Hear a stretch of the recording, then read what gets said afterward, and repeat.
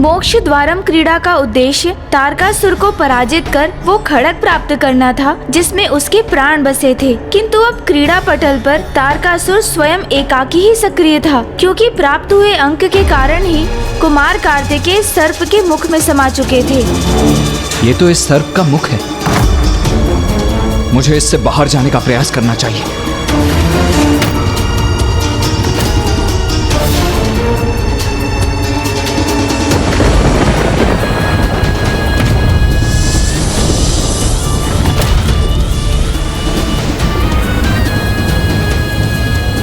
मुक्त करो, बाहर जाने दो मुझे।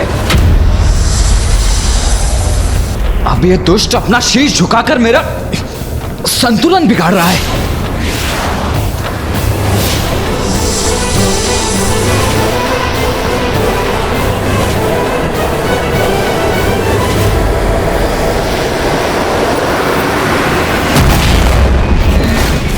कुमार कार्तिकेय, आप कहां चले गए? आप कहां चले गए? आप कहां चले गए?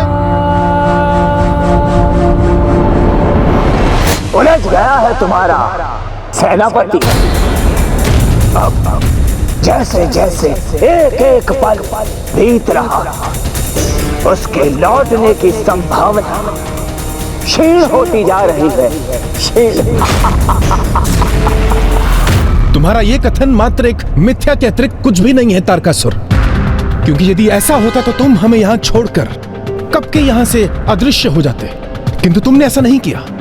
तुम भली भांति जानते हो कि कुमार कार्तिकेय पुनः यहाँ लौटेंगे, इसीलिए तुम यहाँ स्थित हो हमारे समक्ष। इस क्रीड़ा को रचा है मैंने, प्रत्येक वर्ग पर जाल बिछाया है मैंने, इसलिए ज्ञात हो जाए कि कुमार कार्तिकेय वहां पहुंच चुके हैं जहां से वो लौट नहीं सकते। महाराज की जय! महाराज की जय! महाराज की जय! महाराज की जय! ये सब क्या हो रहा है यहाँ? ये कहाँ आ गया हूँ मैं? महाराज की जय! महाराज की जय! महाराज लीजिए, इन्हें ग्रहण कीजिए। नहीं, यहाँ कहीं कुछ भूल हो रही है आप लोगों से। मैं आपका महाराज नहीं हूँ। महाराज, ये सुंदर नगर है और हम सब सुंदर नगर के वासी। कब से आपके आगमन की और आपके द्वारा यहाँ के राज सिंहासन संभालने की प्रतीक्षा कर रहे हैं। ये सब आपका ही है और हम सब आपकी प्रजा। मुझे तो सर्प ने निकला था, मैं यहाँ कैसे आ गया?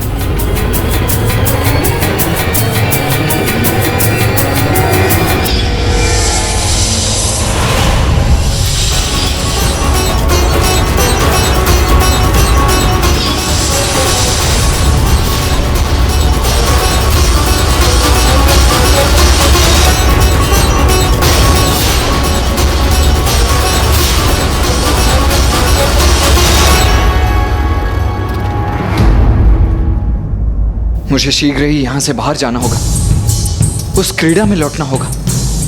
इंद्रदेव, वायुदेव और कुबेर देव की रक्षा के लिए अब अधिक समय शेष नहीं है।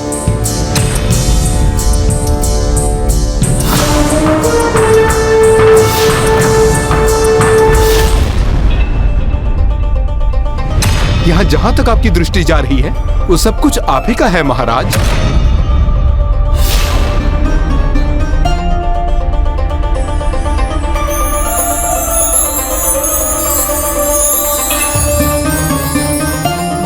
सत्य है, कितना सुंदर और शांत है ये सुंदर नगर। इतने सुंदर स्थान को छोड़कर जाना तो किसी के लिए भी अत्यंत कठिन होगा। तो फिर आप यहीं बस जाइए ना महाराज। तुम्हारे सेनापति ने प्रथम चाल में कुल 11 अंक प्राप्त किए थे। 11 अंक का ये सर्प कुमार कार्तिकेय को सुंदर नगर लेकर गया है, जिसकी सुंदरता का प्रलोभन किसी को भी मोहित कर वहीं रहने पर विवश कर देता है।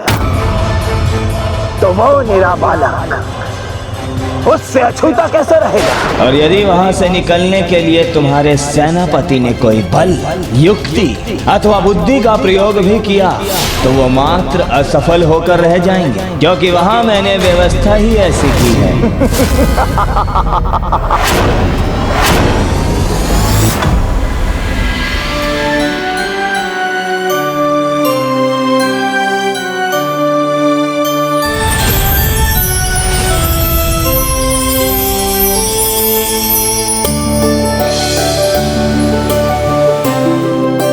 ऐसा अद्भुत स्थान जहाँ सर्वत्र सुंदरता और शांति है, ये वातावरण मेरे यहाँ वास करने के लिए सर्वथा उपयुक्त है। महाराज की जय, महाराज की जय। कुमार कार्तिकेय के देव सेनापति पद पर स्थापित होने हेतु उनके अभिषेक का शुभारंभ हो। देव सेनापति कुमार कार्तिकेय की। पुत्र देव सेनापति हो तुम, देवताओं की रक्षा अब दायित्व है तुम्हारा। जाओ अपना दायित्व निभाओ।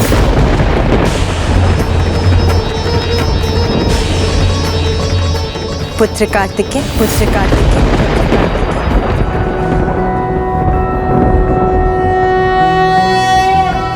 ओम ज्ञानिनामपि चेतांसि देवी भगवती हि सा। मुझे क्षमा कर दीजिए माँ, अपनी क्षणिक दुर्बलता के प्रभाव में इस सुंदर नगर के प्रलोभन में आकर मैं अपने कर्तव्य का परित्याग कर यहाँ वास करने का विचार कर बैठा था। पुत्र, ये क्रीड़ा ही कुछ ऐसी है, मोक्ष द्वार अथवा मोक्ष पट्टम जीवन की ही यात्रा की प्रतीक है।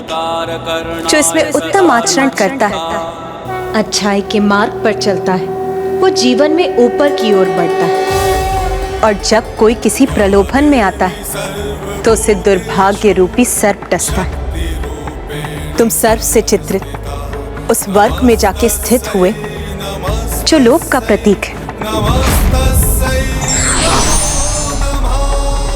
इसीलिए तुम सुंदर नगर पहुंच गए। ये मात्र एक माया है, संसार की माया, जो व्यक्ति को अपनी ओर आकर्षित करती और उसे उसके उद्देश्य से भटका देती। और स्मरण रखना पुत्र, यदि इस माया में उलझे तो पुनः भटक जाओगे। मैं समझ गया माता, मेरा मार्गदर्शन करने के लिए आपको कोटि कोटि धन्यवाद।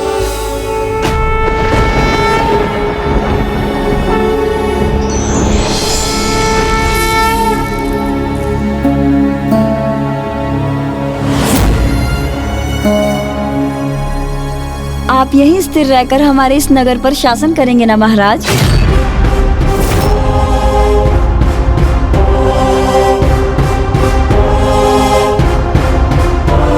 मुझे इतना सम्मान देने के लिए आप सभी का धन्यवाद। किंतु मैं आपके राजा के पद पर स्थापित नहीं हो सकता।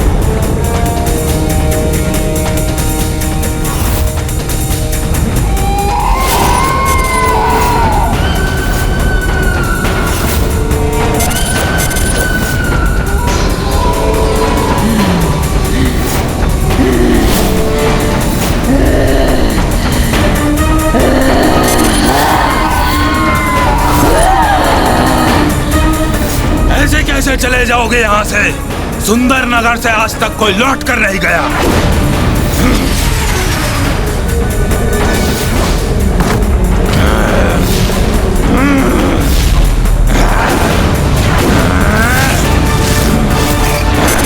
नहीं जा सकोगे, यहाँ से हम तुम्हें कदापि नहीं जाने देंगे। यहाँ के मायावी जीवों के आक्रमण से कदापि विचलित नहीं होऊंगा। मैं अपने उद्देश्य पर स्थिर रहूंगा और यहाँ की माया को भेद कर वापस भी लौटूंगा।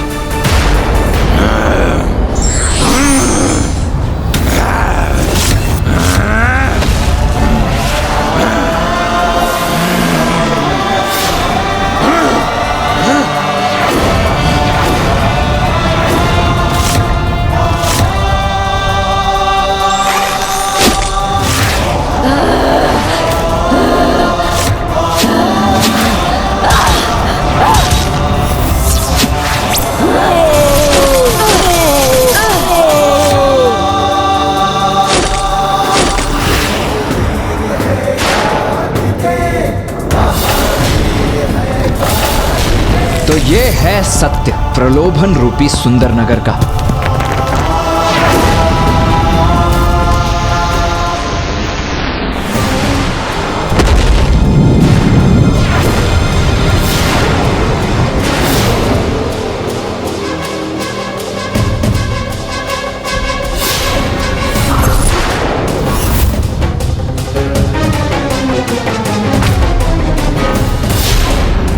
अरे ये सुंदर नगर से कैसे लौट आया? लौट आए, कुमार कार्तिकेय लौट आए। क्यों तारकासुर, तुम तो कह रहे थे सुंदर नगर का प्रलोभन कुमार कार्तिकेय को मुक्त कर उन्हें वहीं उलझा देगा, किंतु देखो ये तो तुम्हारे सम्मुख खड़े। जो आज तक कोई न कर सका वो इसने कैसे संभव कर दिया?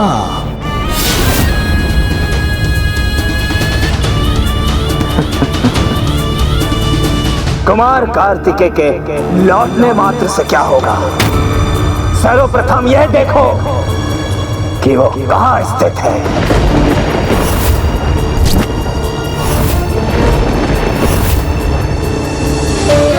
11 से 7 तुम तो पीछे छूट गए कुमार कार्तिकेय, अब क्या करो?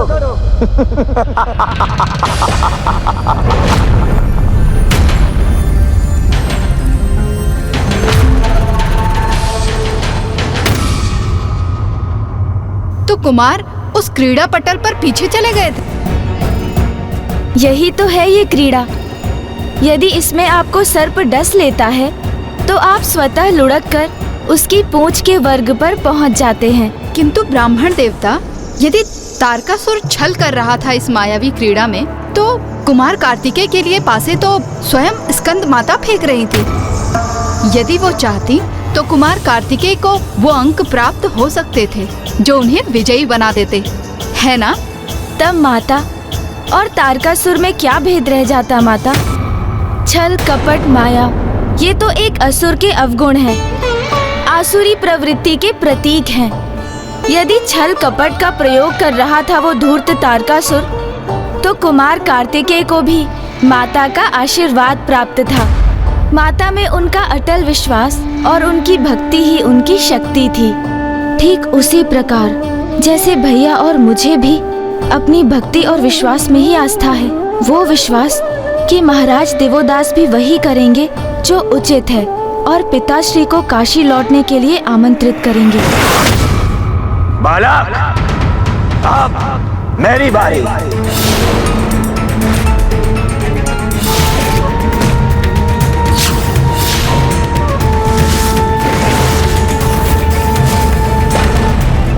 इस दुष्ट को कोई ऐसा अंक ना आ जाए जिससे ये और अधिक आगे बढ़ जाए।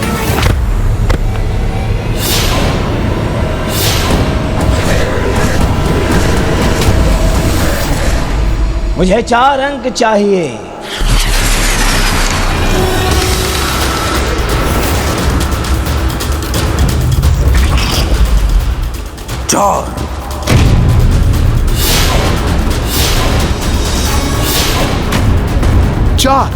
चार तो बड़ा अंक नहीं, किंतु वो तो देखकर ही ज्ञात होगा कि इस अंक से तारकासुर को लाभ होगा अथवा नहीं।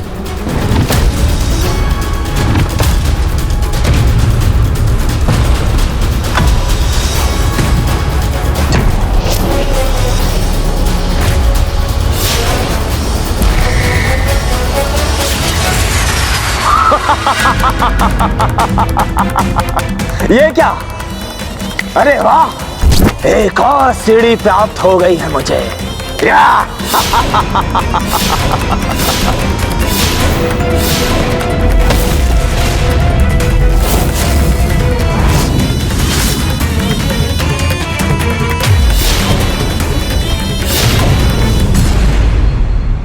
ये दुष्ट तो 50 अंक के स्थान पर पहुंच गया।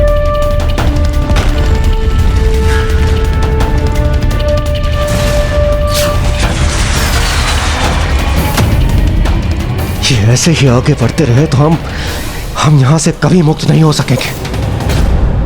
सीधे 50वें स्थान पर पहुंच गया हूं मैं। आनंद आ रहा है मुझे, आनंद। मेरा भाग्य मेरे साथ है।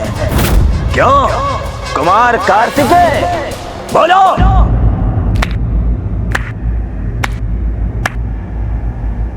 भाग्य का स्वभाव बहुत ही विचित्र होता है तारकासुर। वो कब कैसे पलटकर किसी का दुर्भाग्य बन जाए ये किसी को ज्ञात नहीं है। इसीलिए जब तक तुम्हारा भाग्य तुम्हारा साथ दे रहा है उसका आनंद ले लो। कदाचित भाग्य और दुर्भाग्य को लेकर सर्वथा अनुचित है तुम्हारा मुझे भाषण देना। अरे इतनी ऊंचाई से जहां पर मैं पहुंच चुका, अत्यंत दुर्बल दिख रहा है मुझे तुम्हारा भाग्य कार्तिकेय।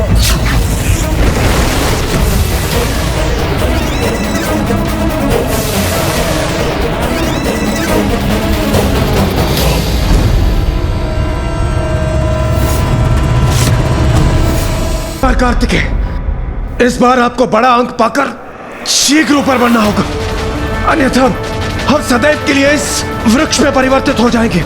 हाँ कुमार कार्तिकेय, शीघ्र कीजिए, हमें मुक्त कराइए।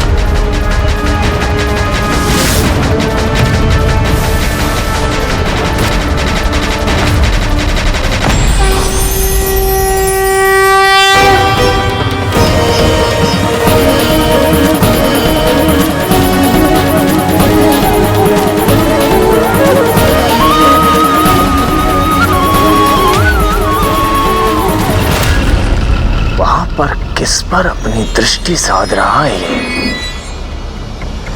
मुझे तो कुछ दिखाई नहीं दे रहा है।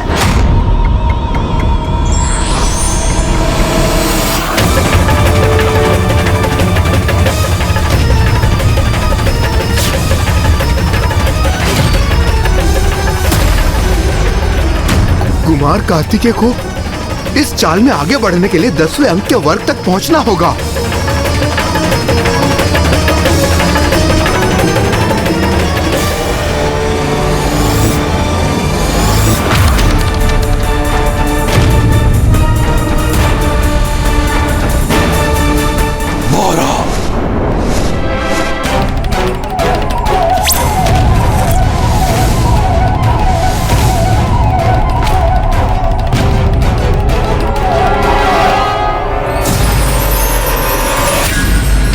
आगे बढ़ने दे रहा हूं मैं इसे, ताकि जब ये ऊंचाई से गिरे तो इसे देखकर मुझे आनंद आए। यदि कुमार कार्तिकेय इसी प्रकार धीमी गति से आगे बढ़ते रहे तो अरे तारकासुर को पार कर खड़क को प्राप्त करने में वर्षों बीत जाएंगे। देवराज, कुमार कार्तिकेय अपनी इच्छा से विलंब नहीं कर रहे हैं। जो अंक उनके भाग्य में है वही प्राप्त हो रहे हैं उन्हें। उचित है वायुदेव, आपका कथन सर्वथा उचित है, किंतु इस क्रीड़ा में कुमार कार्तिकेय ने अपने भाग्य के साथ हमारे भाग्य को जोड़कर क्या उचित किया? लो देखो, अब पुनः मेरी बारी है।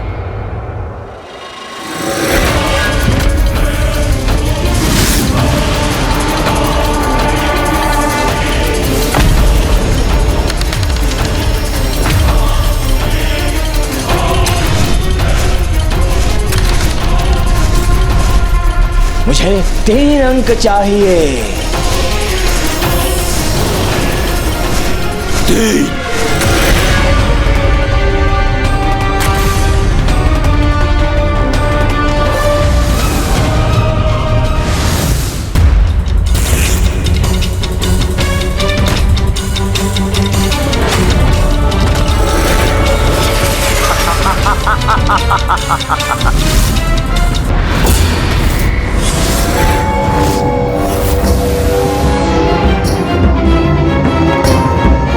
ये तारकासुर 70 के अंक वाले वर्ग पर पहुंचे और कुमार कार्तिकेय तो अभी 16 पर ही है। चलो देव सेनापति, चलो अपनी चाल चलो।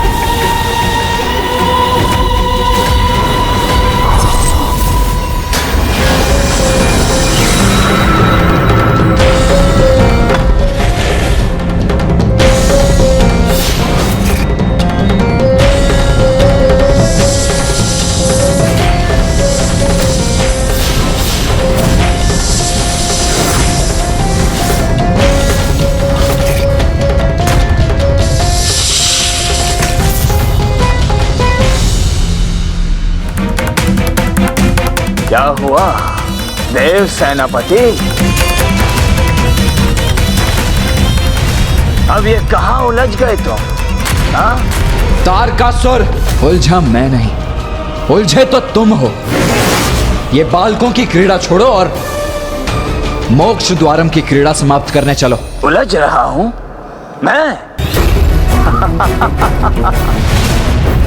मैं तो तुम्हारे ही समक्ष हूं। ओह, समझा। आतंकित हो गए हो तुम मुझसे, इसलिए उन देवताओं के निकट पहुंचकर स्वयं को सुरक्षित समझना चाहते हो तुम, है ना? क्या हुआ तुम्हारा साहस कुमार कार्तिकेय? अभी तो मैंने कुछ किया ही नहीं और इतने भयभीत हो गए तुम मुझसे। अरे साहस नहीं था तो मेरा सुझाव स्वीकार कर लौट जाते कैलाश और वहां अपने माता पिता की निगरानी में क्रीड़ा करते।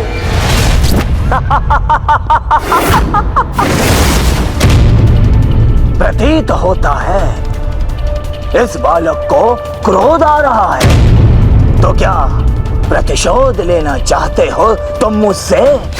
प्राप्त हुए अंक के अनुसार कुमार कार्तिकेय जिस वर्ग पर पहुंच चुके थे वो क्रोध को दर्शा रहा था।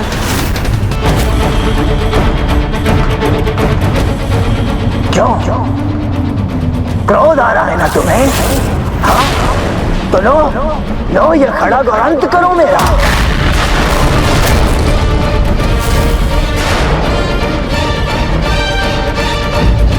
वो विकराल सर्प बारंबार कुमार कार्तिकेय को निगलता रहा, जिससे वो विकारों के भिन्न भिन्न स्थानों पर पहुंचते रहे। किंतु इस बार कुमार कार्तिकेय जहां पहुंचे थे वो स्थान विकार और क्रोध का था। क्या हुआ तुम्हारा साहस कुमार कार्तिकेय?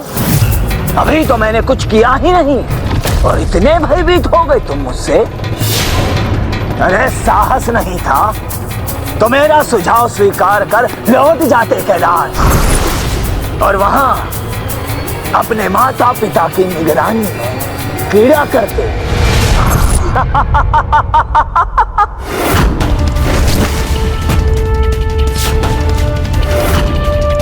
ओ हो,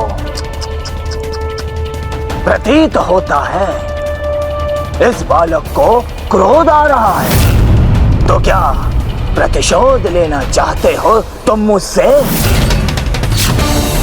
कोई प्रतिशोध नहीं लेना मुझे।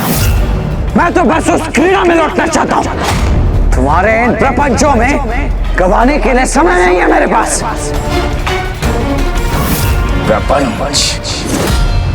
प्रपंच तो मैंने किया था ब्रह्मदेव के साथ। उन्हें छल कर ऐसा वरदान प्राप्त किया था मैंने जिससे मैं अमर हो जाऊं, क्योंकि असंभव है तुम्हारा जन्म, ये विश्वास था मुझे। किंतु तुम्हारी माता देवी पार्वती याद नहीं कहां से प्रकट हो गई वो। तुम्हारी माता का अंत करने के निरंतर प्रयास किए हैं मैंने। अनेकों असुर महायोद्धा भेजे, किंतु वो प्रत्येक बार सुरक्षित रह गई।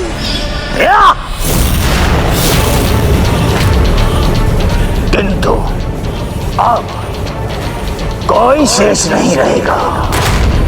सर्वप्रथम तुम्हारा अंत करूंगा मैं और उसके पश्चात तुम्हारे संपूर्ण परिवार का ब्रह्मदेव, महादेव और फिर तुम्हारी माता का।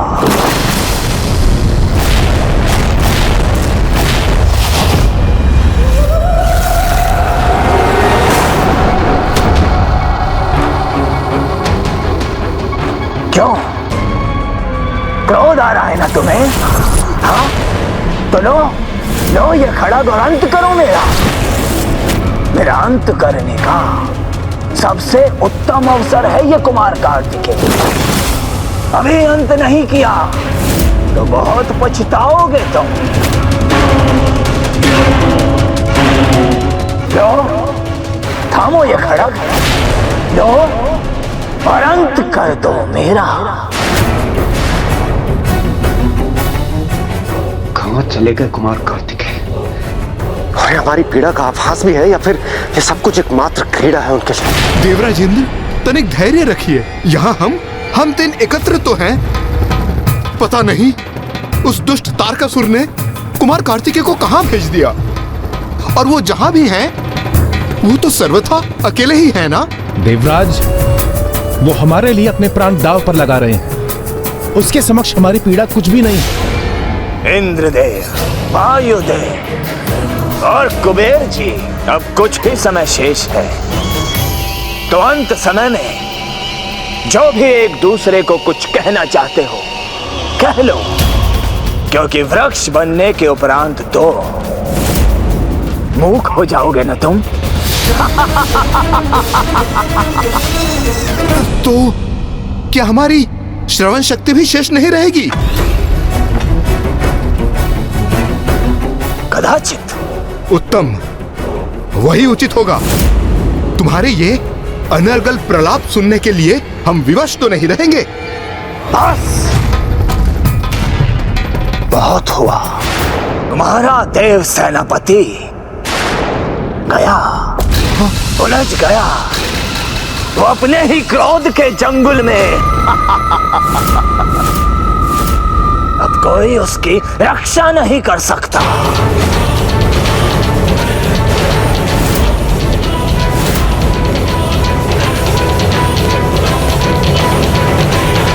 पुत्र,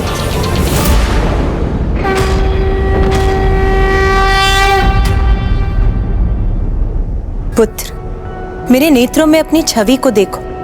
क्रोध के कारण कितनी विकृति आ गई है तुम्हारे सौम्य रूप में। ज्ञानी नाम चेतांसि देवी भगवती हि सा बलादा कृष्ण मोहाय महामाया प्रयच्छति।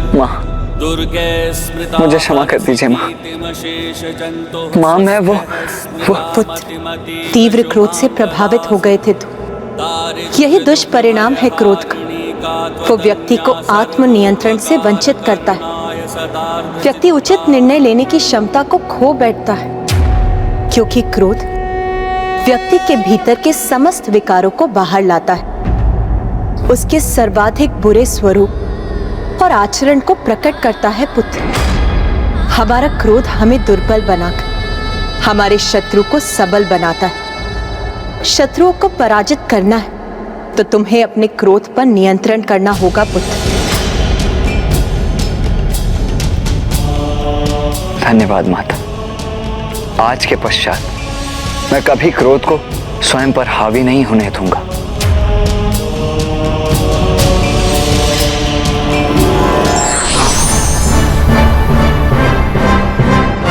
कुमार कार्तिकेय, लो ये हथियार, यही उत्तम अवसर है।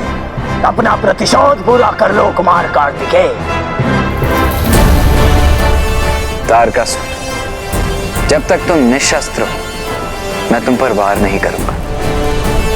मैं तुम्हें दंडित अवश्य करूंगा, किंतु धर्मानुसार युद्ध भूमि में।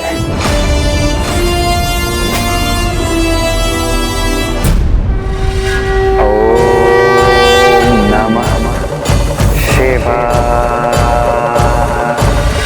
ओम नमः शिवाय। ओम नमः शिवाय। ओम नमः शिवाय। लौट आया।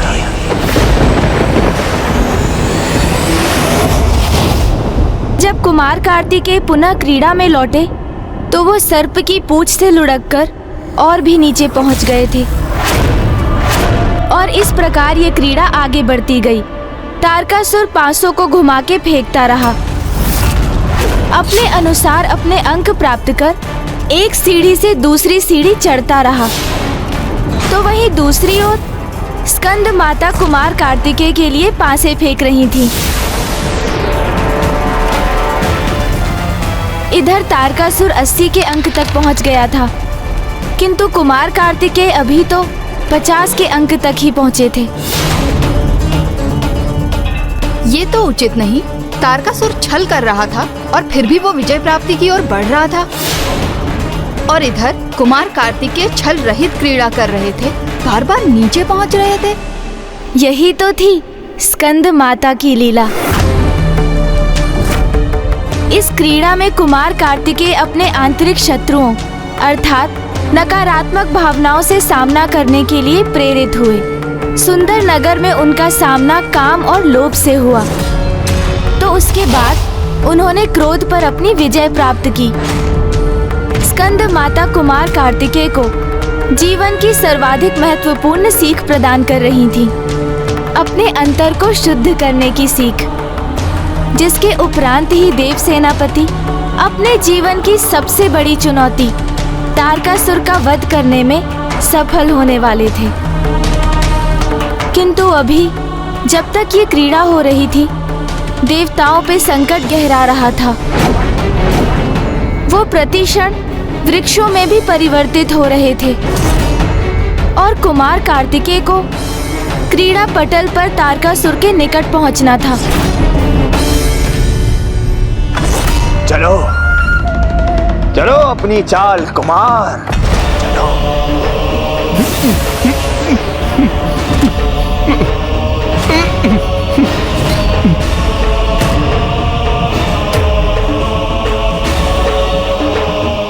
माँ, इस बार मुझे अच्छे अंक प्राप्त होना अनिवार्य है, अन्यथा मेरी पराजय होगी, देवताओं की पराजय हो जाएगी।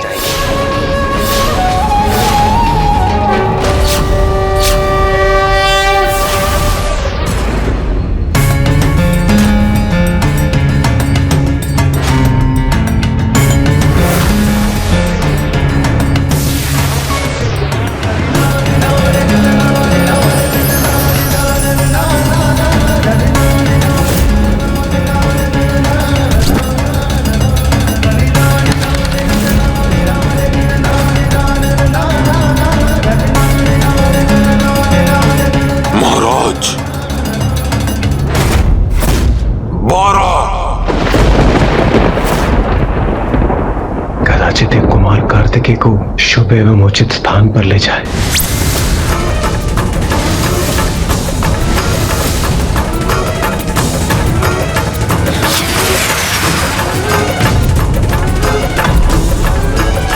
अब आएगा आनंद।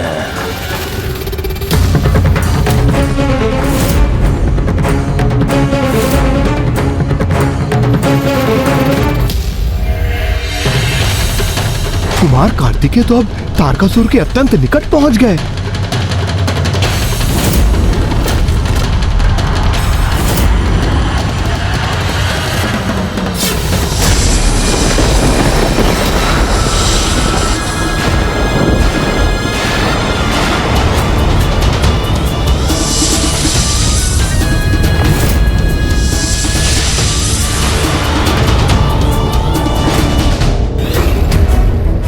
माता, मुझे पूर्ण विश्वास है आपने पासे फेंककर मेरा उचित मार्गदर्शन करने हेतु ही ये अंक प्रदान किए हैं।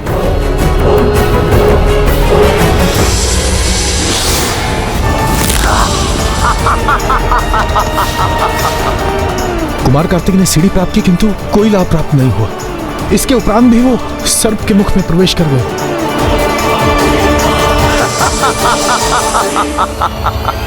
तुच्छ देवता,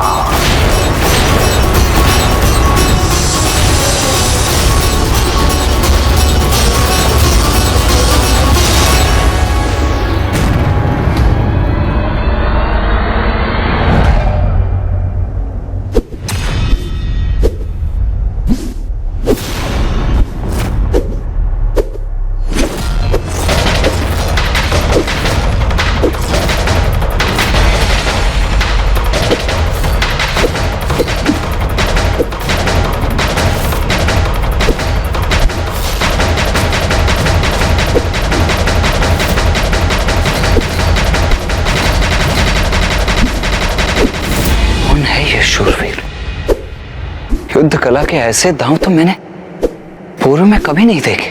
क्या हुआ?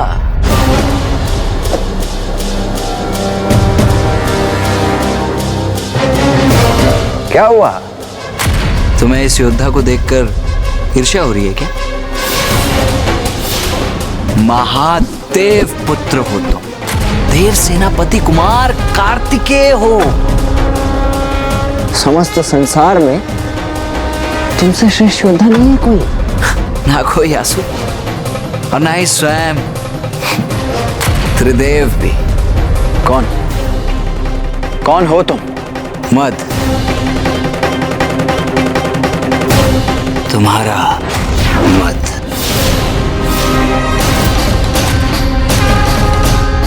किसी को भी पराजित कर सकते हो तुम। ऐसे भी युद्ध कला में तुम्हारे समान और कोई नहीं है। मुझ पर विश्वास नहीं तो स्वयं चुनौती दो इस योद्धा को और धूल धूसरित कर दो इसे।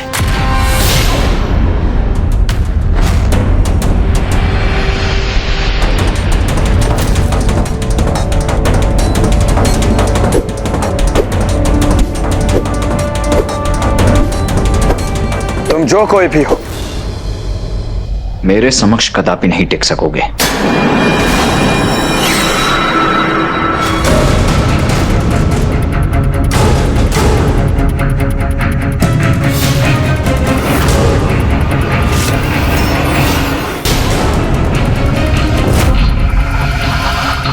यह अवश्य ही तारकासुर की कोई कपट चाल है। इससे तुम्हें अवश्य निपटूंगा ही, किंतु सर्वप्रथम तुम्हें भूमि पर गिराऊंगा। तारकासुर को भी तो ज्ञात हो कि वो मेरे चाहे कितने ही प्रतिरूप क्यों ना बना ले, किंतु समस्त संसार में देव सेनापति कुमार कार्तिकेय मात्र एक है और एक ही रहेगा।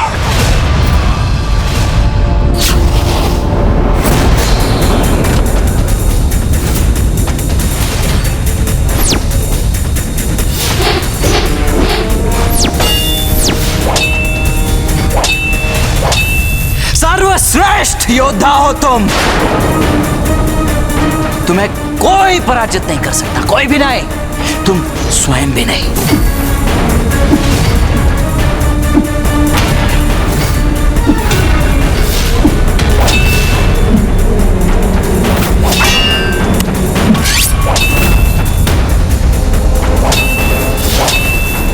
तुम मुझे पराजित नहीं कर सकते।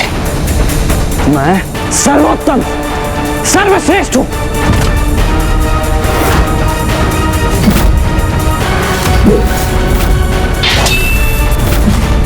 पुत्र कार्तिकेय, पुत्र कार्तिकेय, पुत्र कार्तिकेय।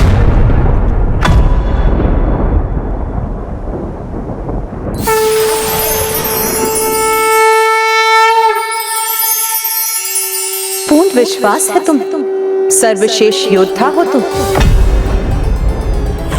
स्वयं से शेष योद्धा को देख तुम्हारे भीतर ईर्ष्या अर्थात मत्सर का भाव उत्पन्न, और उस ईर्ष्या के भाव ने तुम्हारे भीतर जो प्रतियोगिता का भाव उत्पन्न किया वो एक सीमा तक तो उचित, किंतु जब उस भाव के कारण तुम किसी व्यक्ति को नीचा दिखाने के लिए प्रेरित, तो समझ वह अहंकार अर्थात मद का आरंभ है, और अहंकारी व्यक्ति का पतन तो सदैव निश्चित।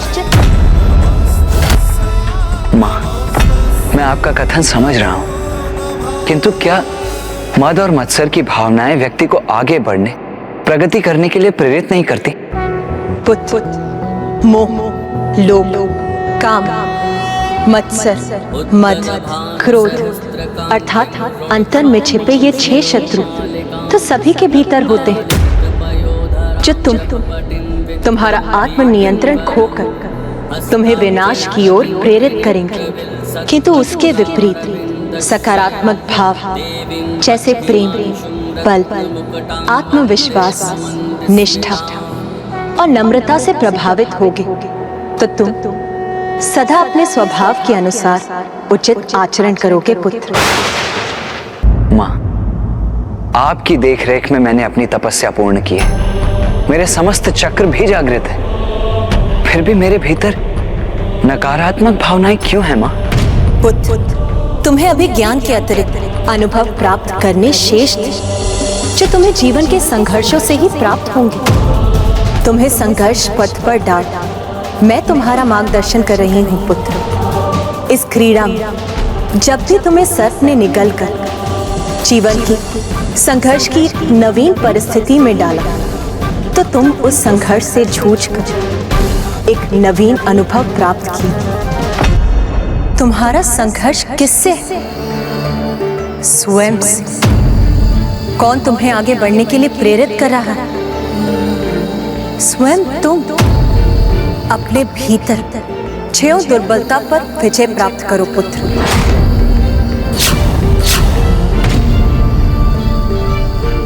तो तुम स्थिरता से कर्म और विजय के लिए तैयार हो जाओगे। और रही बात तारकासुर, तो उसकी चिंता मत करो पुत्र। तुम्हारे अनुमान से कहीं अधिक प्रभावित कर रहे हो तुम उसे।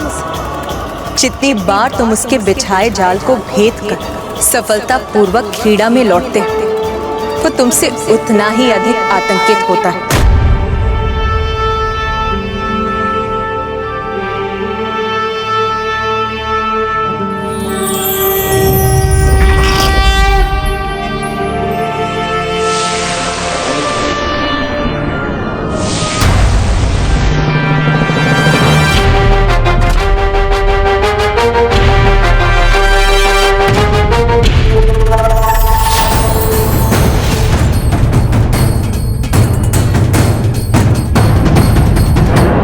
आपका अभिवादन करता हूं। आप अत्यंत कुशल, समर्थ और दक्ष योद्धा हैं। ये क्या क्या क्या क्या कर रहे हो तुम? तुमसे भी कोई श्रेष्ठ है ये कैसे स्वीकार कर सकते हो तुम?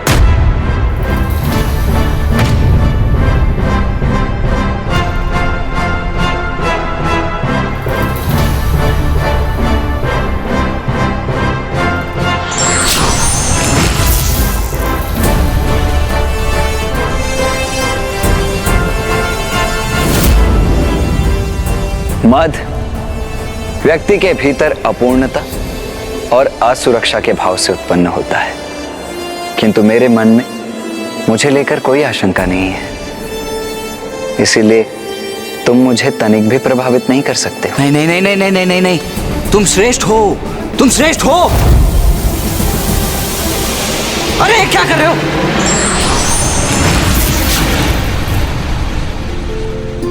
धन्यवाद माता।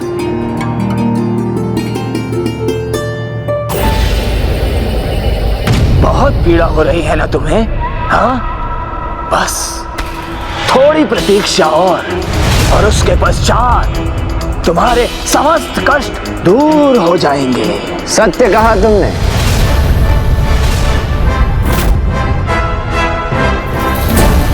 लो, मैं लौट आया।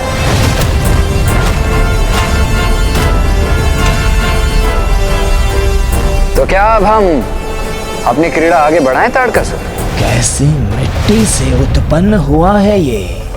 ऐसा क्या है इसमें जो ये प्रत्येक संकट से बाहर आने में सक्षम हो रहा है? मैं अपने माता पिता आदि पुरुष महादेव एवं आदि शक्ति जगत जननी माता पार्वती के चरणों की धूल से उत्पन्न हुआ हूँ तारकासुर। कुछ और प्रबल प्रभावी। मोक्ष द्वारम की क्रीड़ा जिस गति से बढ़ रही थी, उतनी ही तीव्रता से दुष्ट तारकासुर भी अपने भिन्न भिन्न कुटिल प्रयासों से कुमार कार्तिकेय को उस क्रीड़ा की माया में उलझाने का प्रयास करता रहा।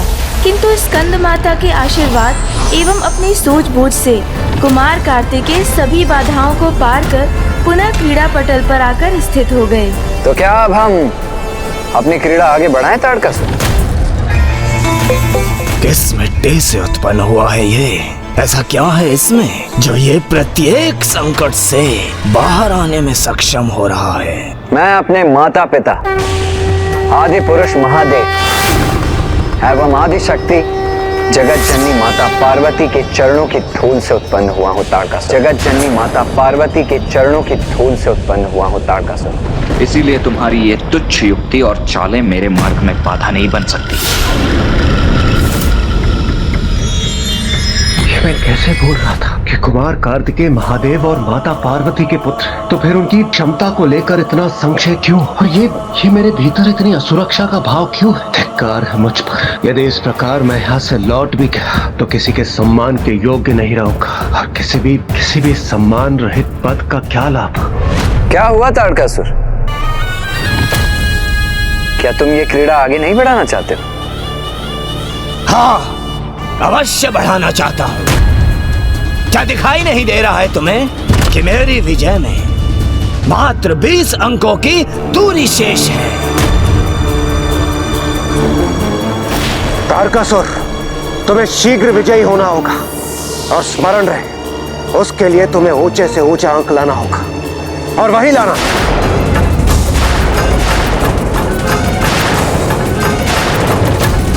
विश्वास नहीं होता। तुम मेरा समर्थन कर रहे हो इंद्रदेव? अवश्य असुर सम्राट।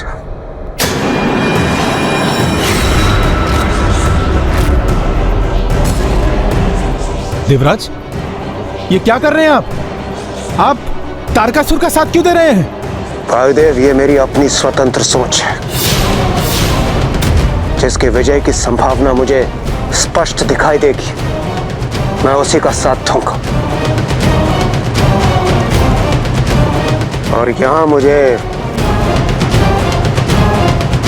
महाराज तारकासुर की विजय निश्चित प्रतीत हो रही है।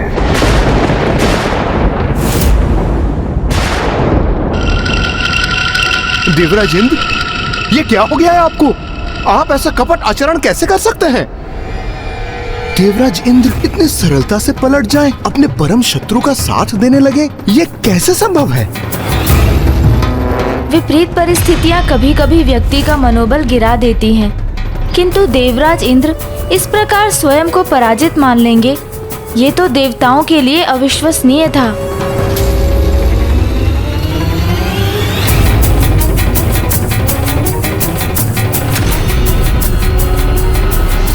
बड़े से बड़ा अंक, बड़ा और बड़ा, तभी तो विजयी होऊंगा मैं, और तभी तो रक्षा होगी मेरी।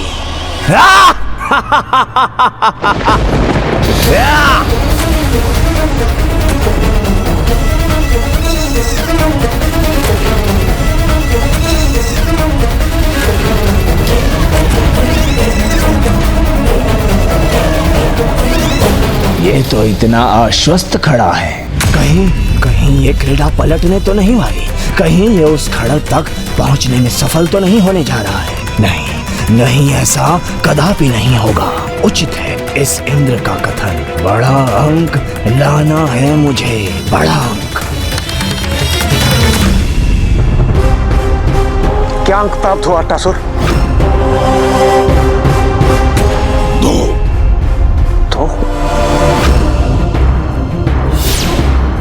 महाराज तारकासुर, ये आपने क्या कर दिया? आपको बड़ा अंक लाना चाहिए था ना, मात्र 2 से क्या होता है?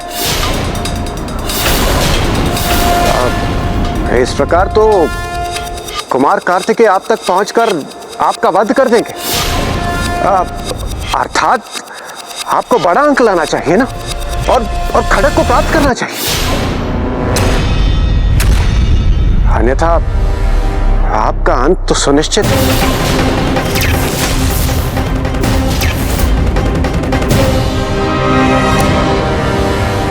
देवराज इंद्र इतने कृतज्ञ कैसे होते जा रहे हैं?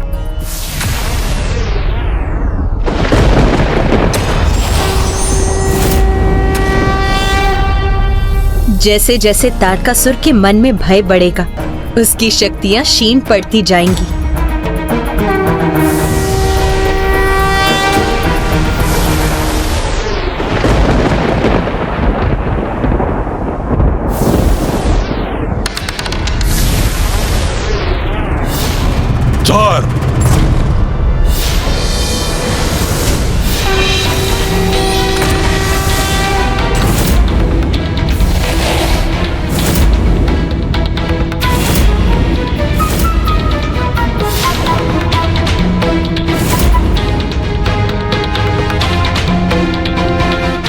महाराज तारकासुर, 8, 9 अथवा 12 जैसा अंक चाहिए आपको।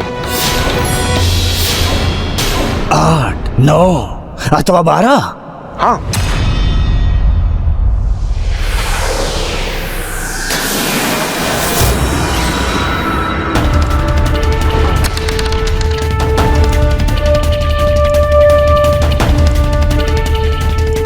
ध्यान से महाराज, अन्यथा आप पराजित भी हो सकते हैं। अट्टासुर, बताओ क्या आया? पुनः दो।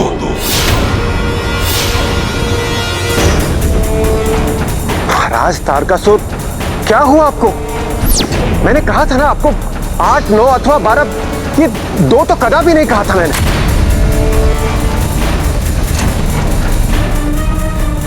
तो अब समझा, ये देवराज की एक युक्ति है तारकासुर को भ्रमित करने की।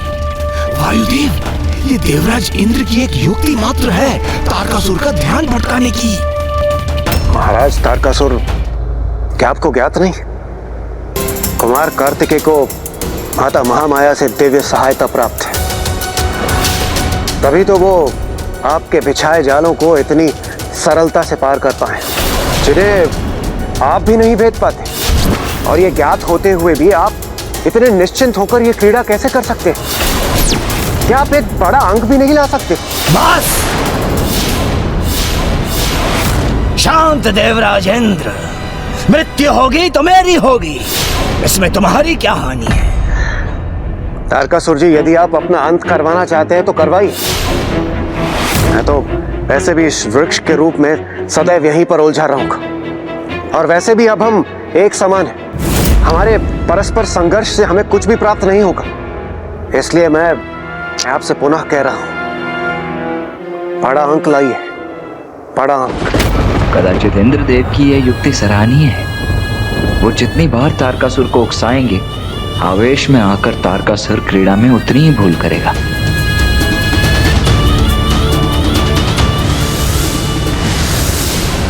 कुमार कार्तिकेय और तारकासुर भले दोनों ही एक ही क्रीड़ा के सहभागी थे, किंतु उद्देश्य दोनों का पूर्णतया भिन्न था।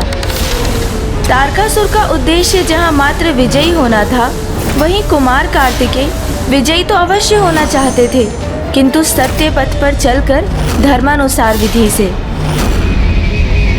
महाराज तारकासुर, अब आपको मात्र 4 अंक चाहिए, मात्र 4।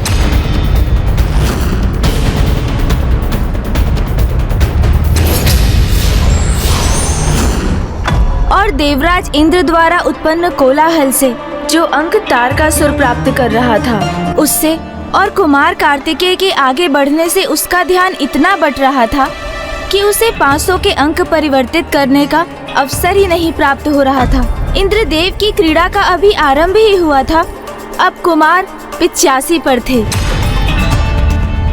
तो तारकासुर 96 पर था। यदि अगली चाल में तारकासुर को 4 और अंक प्राप्त होते तो वो विजयी हो जाता, और यदि ऐसा हो जाता तो कुमार कार्तिकेय अपना सब कुछ खो बैठते।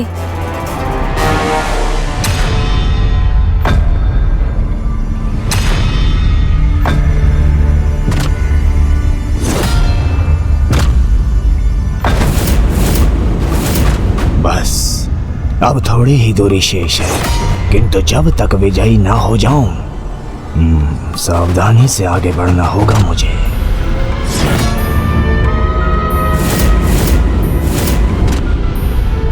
जय हो महाराज तारकासुर की जय हो।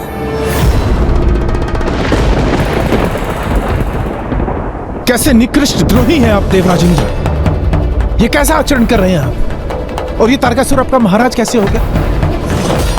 कितनी सहजता से अपनी निष्ठा कैसे बदल ली आपने? इसीलिए तो मैं देवराज हूं,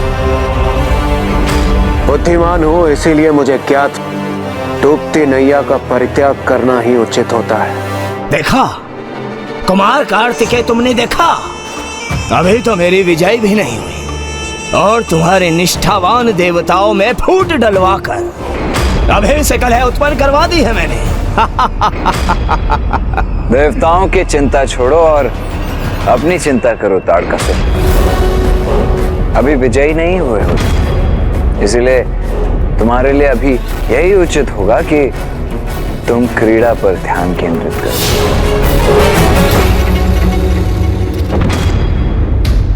देवराज, आपकी निष्ठा इतनी सरलता से बदल जाएगी और आप इतने द्रोही प्रमाणित होंगे।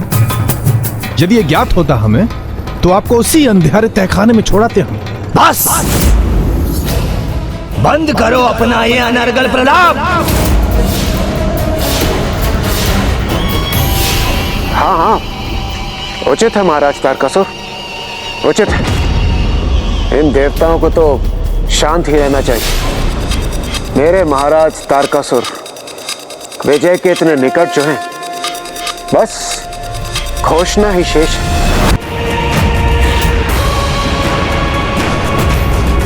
महाराज, आपको विजय के इतने निकट देख मुझसे रहा नहीं गया। मैं भी आपको नैतिक समर्थन देने के लिए प्रस्तुत हूँ महाराज। उचित है, वहीं रहो तुम अभी, और मैं अपनी चाल चलता हूँ। मुझे 4 अंक चाहिए।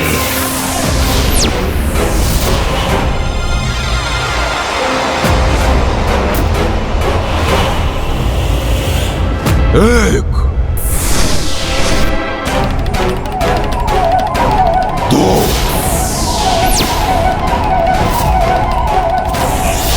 3। अरे ये आकाश में क्या गिनती गिन रहे हो तुम? इस क्रीड़ा पटल पर 1 से 100 तक के समस्त वर्ग गिन रहा हूं मैं।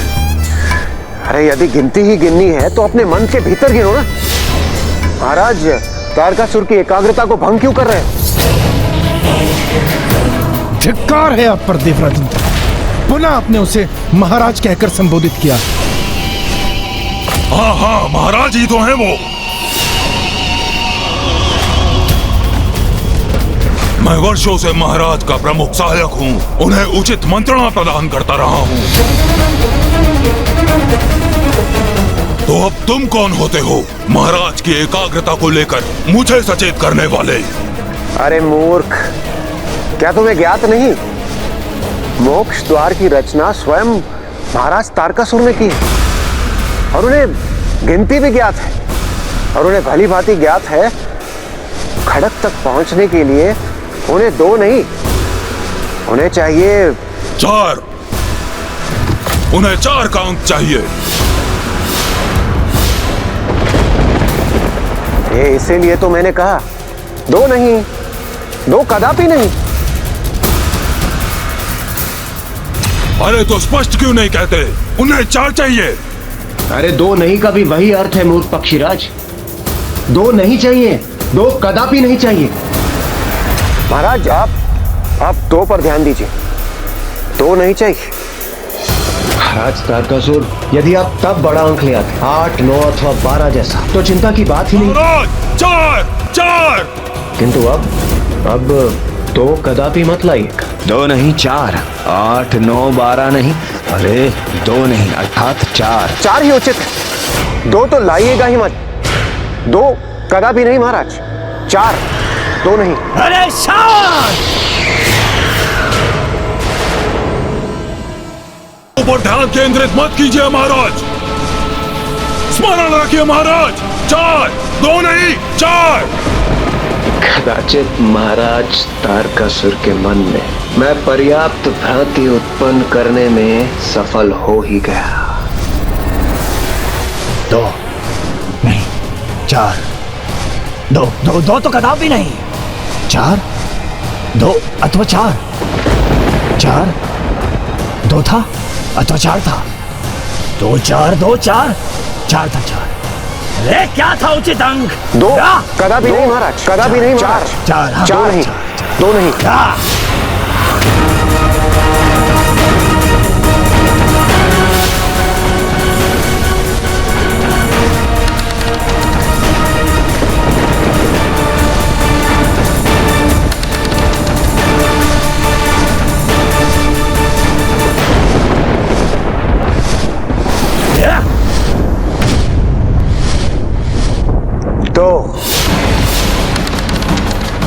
दो दो दो।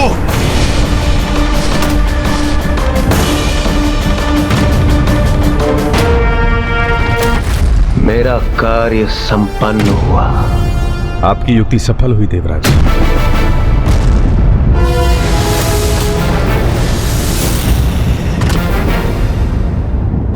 ये 98 पर आकर क्यों रुक गया मैं? आगे बढ़ना है मुझे, विजयी होना है मुझे।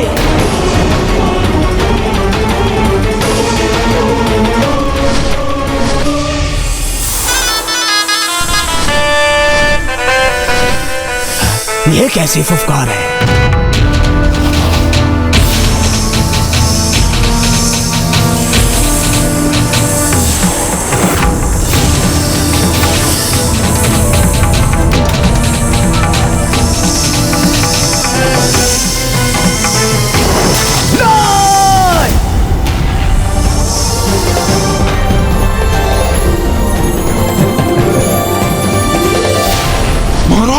महाराज को निगल लिया सर्प ने।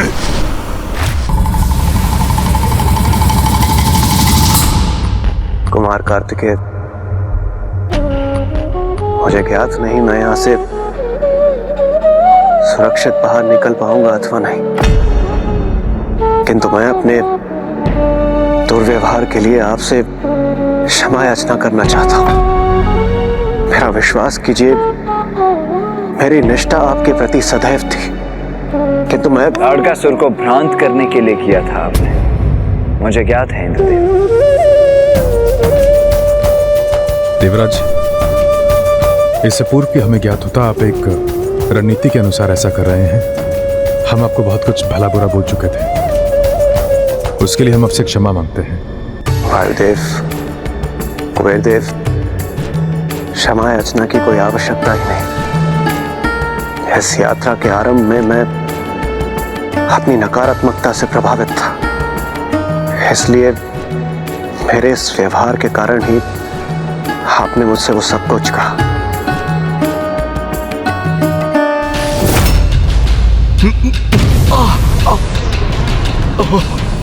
देवता तो आप पूर्ण रूप से वृक्षों में परिवर्तित हो रहे हैं। देवताओं की रक्षा हेतु मुझे शीघ्र अति शीघ्र इस क्रीड़ा को समाप्त करना होगा। हाँ कुमार कार्तिकेय, अब विलंब मत कीजिए। अब आपको कोई नहीं रोक सकता, यही उचित अवसर है। आगे अवश्य बढ़ूंगा वायुदेव, किंतु उचित प्रकार से, क्रीड़ा के नियमों के अनुसार से। कुमार कार्तिकेय नियम का उल्लंघन कर विजय प्राप्त कर सकते हैं, किंतु उन्होंने ऐसा नहीं किया। कहाँ एक और असुर महाराज तारकासुर हैं, जिन्होंने आगे बढ़ने के लिए छल करने से तनिक भी संकोच नहीं किया, और दूसरी ओर ये अद्भुत दिव्य कुमार कार्तिकेय हैं, जो न्यायपरता और सत्यनिष्ठा पर स्थिर हैं।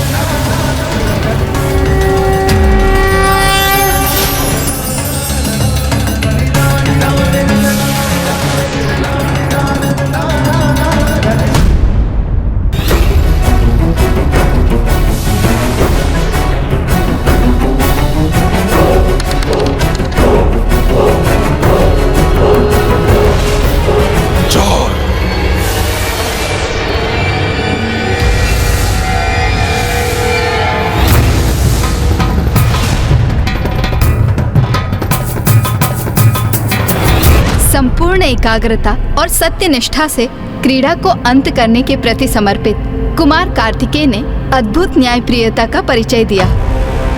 माता सरला, यही तो महादेव पुत्र कुमार कार्तिकेय की महानता है। कुमार कार्तिकेय अपनी चाल चलकर 4 स्थान और आगे बढ़ गए, किंतु अब तो उन्हें तारकासुर के उस सर्प की पूंछ से लुढ़कने की प्रतीक्षा करनी थी, क्योंकि अब तारकासुर को पासे फेंकने थे। उसके उपरांत ही कुमार कार्तिकेय क्रीड़ा के नियमों के अनुसार अपनी चाल चलने वाले थे, किंतु सर्प ने तारकासुर को निगलकर कहाँ पहुँचा दिया था। छल, असत्य और धूर्तता से कभी कोई लाभ नहीं होता, और अब वो समय आ चुका था जब तारकासुर को शीघ्र ही वास्तविकता ज्ञात होने वाली थी, क्योंकि अब वो स्वयं के बनाए जाल में फंस चुका था। खोलो, अपना मुख खोलो। बाहर जाने दो मुझे। इस क्रीड़ा की रचना मैंने ही की है और तुम मुझे ही निगल रहे हो। मैं कहता हूं दुष्ट, अपना मुख खोलो। तुम ऐसे नहीं मानोगे। मैं ऐसा विस्फोट करूंगा कि स्वतः ही तुम्हारा मुख खुल जाएगा।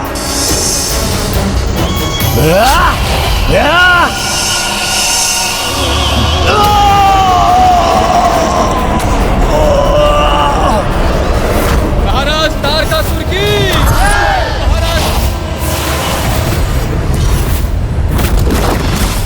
अब तारकासुर का भीतरी विकार और पाप उसके सम्मुख थे, जिससे उसका सामना होने वाला था। कुमार कार्तिकेय के लिए भी यही चुनौती थी, किंतु समस्या ये थी कि जब तक तारकासुर क्रीड़ा पटल पर नहीं लौटता, क्रीड़ा आगे नहीं बढ़ सकती थी। वहीं दूसरी ओर देवताओं के समक्ष भी अब समय कम ही शेष रह गया था, क्योंकि वो भी अब लगभग पूर्ण वृक्ष के रूप में परिवर्तित होने ही वाले थे। इसीलिए ये देवताओं के लिए एक संकट की घड़ी थी, क्योंकि कुमार कार्तिकेय उन्हें तभी रक्षित कर पाते जब तारकासुर क्रीड़ा पटल पर पुनः लौटकर आता।